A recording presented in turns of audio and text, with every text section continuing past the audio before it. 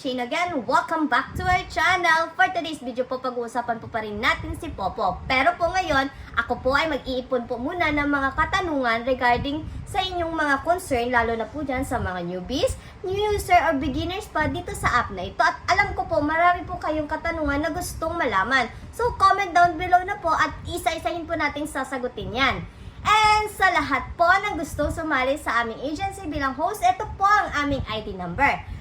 At nasa description box lang po ang link kung gusto niyo po maging sub-agent namin. Kung kayo po ay magaling mag-recruit at gustong kumita ng malaki tulad po neto, gamitin niyo na po ang link namin. At i-download niyo na rin po ang Popo Live app.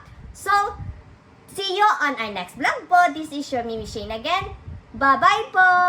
So, comment na po kung may mga katanungan po kayo.